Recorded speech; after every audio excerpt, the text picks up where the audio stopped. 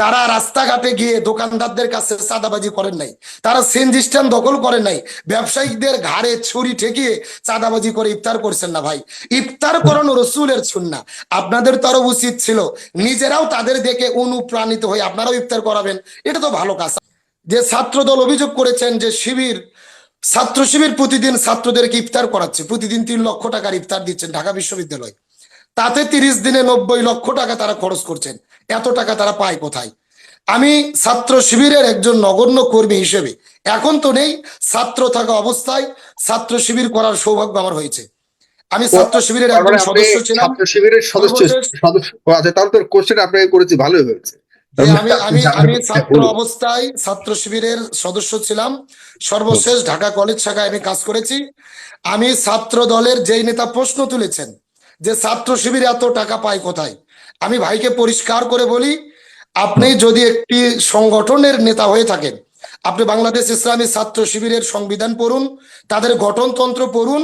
তাদের সংবিধান গঠনতন্ত্র বইয়ে পরিষ্কার লেখা রয়েছে ছাত্র শিবিরের আয়ের উৎস কি, বাইতুল মালের উৎস কি, সেখানে পরিষ্কার লেখা আছে এই সংগঠনের সকল জনশক্তি, সমর্থক, কর্মী, সাথী, সদস্য, এদের প্রত্যেকের মাসিক বাইতুল মাল, অর্থাৎ প্রতি মাসে তারা নির্দিষ্ট পরিমাণ একটা চাঁদা দিয়ে থাকে। এই টাকা এবং ছাত্র শিবিরের যারা শুভাকাঙ্ক্ষী রয়েছেন, সুধী রয়েছেন, যারা ছাত্র শিবির সংগঠনকে ভালোবাসেন, তাদের মাসিক চাঁদা বা মাসিক যারা প্রতিনিয়ত এক একজন এক একটি আকারে নির্দিষ্ট হারে টাকা এই সংগঠনকে যারা ভালোবাসেন তারা চাঁদা দিয়ে থাকেন, টাকা দিয়ে থাকেন।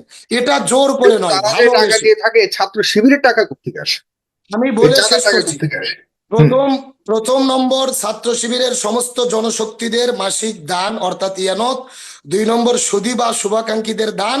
এবং 3 নম্বর ছাত্র শিবিরের প্রকাশনীয় মুনাফা, অর্থাৎ এই সংগঠন থেকে ছাত্র সংসদ, কিশোর কণ্ঠ সহ যে প্রকাশনা বের করা হয়, এগুলো বিক্রি করে যে মুনাফা আসে, এগুলোই হলো ছাত্র শিবির সংগঠন পরিচালনার আয়ের উৎস বা বাইতুল মালের উৎস।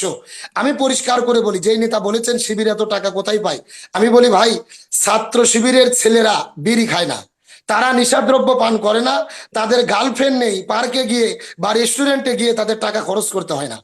আমি চ্যালেঞ্জ করে বলতে পারি, বাংলাদেশের লক্ষ লক্ষ কোটি কোটি ছাত্র শিবির যারা রয়েছেন, শিবিরের যারা কর্মী রয়েছেন, একজন ছাত্র শিবিরকে বের করতে পারবেন না যারা বেরি খায়, সিগারেট খায়, নিশাদ্রব্য পান করে।